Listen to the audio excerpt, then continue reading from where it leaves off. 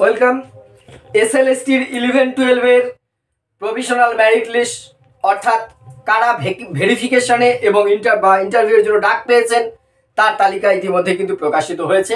আপনারা ওয়েবসাইটে দেখে নেবেন। দুটো কথা মেনলি বলবো। আমি 2-3 দিন আগে কয়েকটি ভিডিওতে পরপর বলেছি যে লিস্টটা বেরোবে এটা 80 নম্বরের বেরোবে। অনেকে আমাকে অজস্র সমর্থন করেছেন, অনেকে এমন কিছু অশিক্ষক সুলভ তারা জানি না কেন এই ভিডিওগুলো দেখেন, এমন একজন দুজন আমি কমেন্টগুলো স্ক্রিনে দিতে পারি, দিচ্ছি না, যে এসএসসির কত ক্ষমতা আছে 80 নম্বরের প্যানেল বের করে আমাকে ব্যক্তিগত স্তরে আক্রমণ করা হয়েছে। খুব দুর্ভাগ্যজনক। আপনারা নয়, 2-4 জন আপনারাই তার প্রতিবাদ করেছেন, দেখেছি কমেন্টে, খুশি হয়েছি। সেটা নিয়ে বলবো। আর একটা যেটা বিষয়, যে আজকে সকালে যে ভিডিওটা করেছিলাম যে আজকে বিকেলেই রেজাল্টটা দেওয়ার সম্ভাবনা প্রবল আছে। সংবাদপত্রে আমি আগে বলেছি আমার কোনো গোপন সূত্র নেই, আমার কোনো এসএসসিতে জানাশোনা কেউ নেই অফিসে, আমার কোনো এর বাইরে কিছু নেই। সংবাদপত্র আপনাদের থেকে অনেক তথ্য পেয়ে আমি শেয়ার করি, আমি সোর্সটা উল্লেখ করি। আমি ভিডিওতে দেখেছেন দুটো সংবাদপত্রের কাটিং যে সোর্স পেয়েছি, সেখানেও 2-1 দেখেছি এই ধরনের কমেন্ট করেছেন, যাক স্বাগত করতেই পারেন। সমালোচনা তো মাথা পেতে নেব, আমি প্রতিদিন বলি। 80 নম্বরের যে মেরিট লিস্টটা দিয়েছে সেটা আপনারা দেখেছেন। 80 নম্বর কি কি নিয়ে?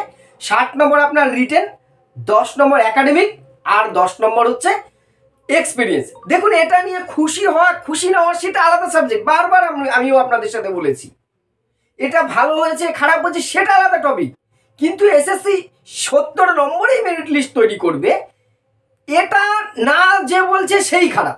আমি কেন বলছি না এসএসসি, আরে বাবা আমার কথার উপরে কিছু ডিপেন্ড করবে। আমি যদি চাই 70 নম্বরে করুক, সেটা কি হবে? হ্যাঁ, 70 নম্বর হলে প্রচুর ফ্রেশার ছেলেমেয়েরা ভাই বোনেরা চাকরি পেতে দেবে, ঠিক, একদম সঠিক।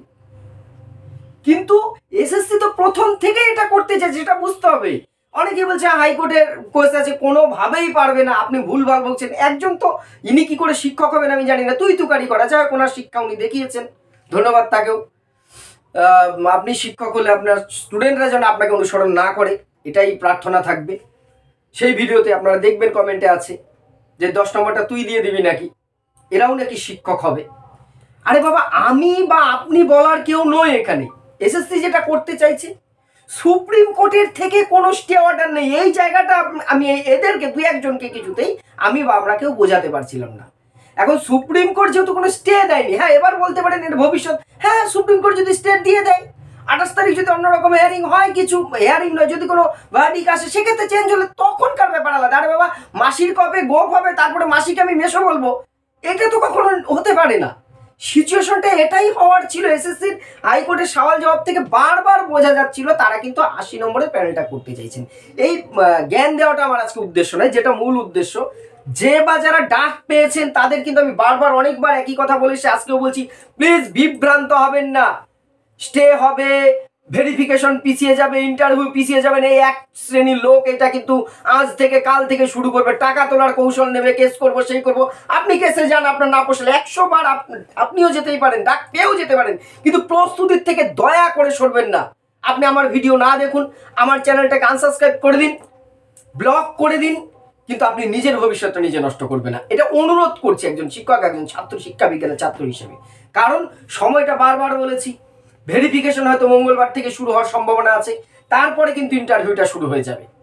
খুব খুব অল্প সময়ের মধ্যেই একদম নিজের জান লাগিয়ে দিতে হবে। 8-9 বছর পরে একটা পরীক্ষার সুযোগ পেয়েছেন, সুযোগটা এত কিছুর পরে আপনি এখানে ডাক পেয়েছেন। খুব টাফ লড়াই কিন্তু এবার। কেন টাফ লড়াই বলছি? এতদিনের লড়াইটা কিন্তু একরকম ছিল, রিটেনটা দিয়েছেন, এবার কিন্তু তীরে চলে এসছেন। এখানে এসে তরি কিন্তু ভাসালে চলবে না, একটা কথা মনে রাখবেন। কত? 1:1.6। 10 জনের জন্য 16 জনকে ডাকবে, 6 জন বাদ যাওয়ার সম্ভাবনা রয়েছে। ফলে খুব টাফ একটা কম্পিটিশন কিন্তু এবারে আসছে। সবাই যারা পরীক্ষায় বসেছিলেন, রিটেনে কোয়ালিফাই করেননি, তারাও কিন্তু সম্পূর্ণ যোগ্য। আমি বারবার বলেছি, কেউ অযোগ্য নন আপনারা।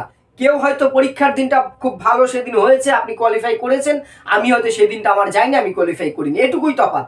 কারণ আপনারও যে কোয়ালিটি আছে, যে কোয়ালিফাই করেনি সেও কিন্তু সেই নম্বরটা পেয়েছে, সেই যোগ্যতা অর্জন করে এসে এবার আপনি সেই বাধাটাকে অতিক্রম করে এসছেন কিন্তু।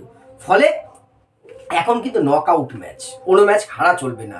দিন রাত এক করে এখন আপনাকে কি করতে হবে, ইন্টারভিউর প্রস্তুতি নিতে হবে, পার্সোনালিটি টেস্টের, তার সাথে ডেমনস্ট্রেশন। আমি খুব সামান্য একজন সহায়ক হয়ে আপনাদের সাথে ছিলাম, আপনাদের সাথে থাকব। যারা আমাকে প্রশংসা করেছেন তাদের যতটা ধন্যবাদ, যারা আমার সমালোচনা করেছেন তাদের আরও বেশি ধন্যবাদ। কারণ সমালোচনা করেছেন বলে আমি হয়তো অনেক কিছু শিখতে পেরেছি। আমি বারবার বলেছি আমি শিক্ষক হিসেবে নিজেকে পরিচিত কোনোদিনই দিতে চাই না। এখন আমি নিজেকে শিক্ষা বিজ্ঞানের ছাত্র দেখি, মৃত্যুর দিন পর্যন্ত সেটাই দেখে যাব, চেষ্টা করব। ছাত্র হিসেবে আপনাদের কাছ থেকে আমি যা শিখেছি কয়েক মাসে, সত্যি আমি মানে খুব খুব নিজেকে অনেক বেশি সমৃদ্ধ করতে পেরেছি। আপনাদের কাছ থেকে আরও শিখব, কিন্তু এইটুকু শুধুমাত্র আমার পরামর্শ নেবেন, উপদেশ হিসেবে নয়। সময়টা কিন্তু খুব কম, 20টা নম্বর, 20 নম্বরের কিন্তু কম্পিটিশন।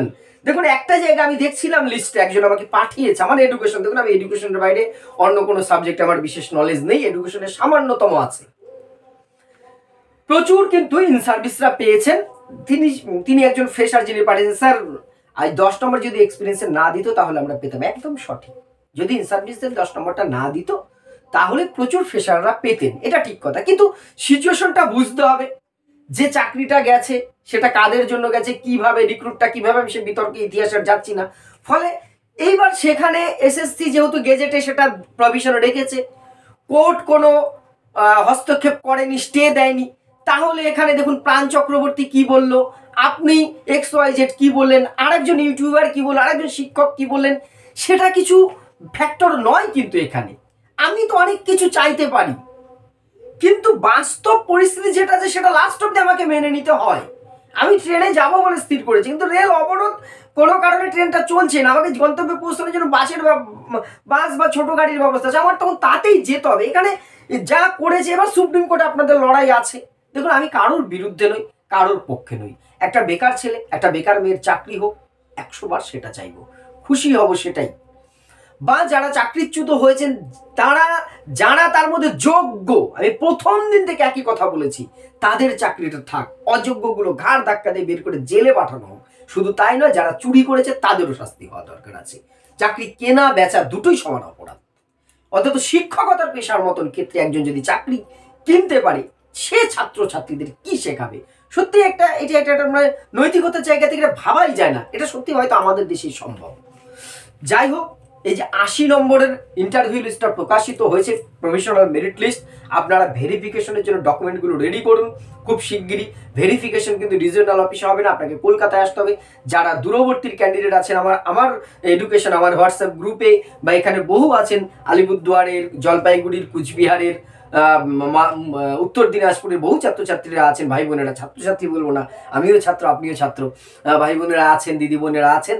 তারা এখন থেকে আসার বন্দোবস্ত, যারা ডাক পেয়েছেন, রেল টিকিট বা কোন বাসে কিভাবে আসবেন, একটা দিন আপনাদের স্টে করতে হবে অন্তত, সমস্ত সিচুয়েশনগুলো গুছিয়ে নিয়ে রেডি করুন।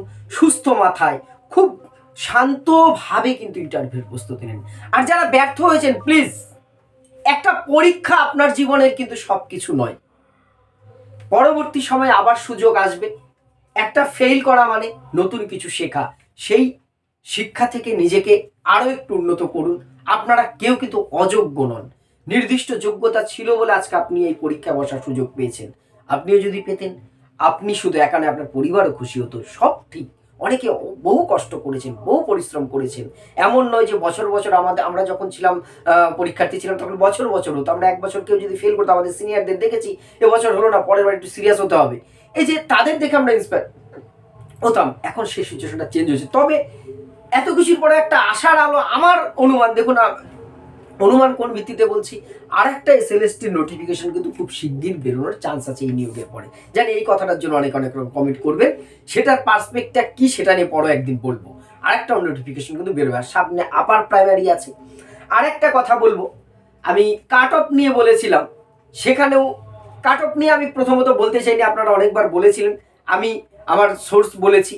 আমার একটা হোয়াটসঅ্যাপ গ্রুপে 800-র উপরে ভাই বোনেরা, দিদি দাদারা আছেন যারা চেষ্টা করছিলেন SSCর জন্য, তাদের কাছ থেকে তথ্য নিয়ে বিভিন্ন গ্রুপ থেকে যেটা পেয়েছেন একটা কাট অফ শেয়ার করেছিলাম। অনেকটাই মিলেছে, আমি রাতে দেখবো, কালকে সেটা নিয়ে আলোচনা করব। সেখানেও অনেক বিরূপ প্রতিক্রিয়া করেছেন, তবে বেশিরভাগ নয়, বেশিরভাগই সহমত হয়েছেন। 2-1 জন সেরকম স্পেশাল থাকেনি, তাদের বিশেষ করে আগাম ধন্যবাদ আমি জানিয়ে রাখলাম। ঠিক আছে, প্রস্তুতি নিন। 80-র মধ্যে মেরিট লিস্ট বেরিয়েছে, সেখানে যে ফ্রেশাররা নিজের জায়গা করে দেখিয়েছেন তাদের আমার তরফ থেকে কিন্তু একটা স্যালুট রইল।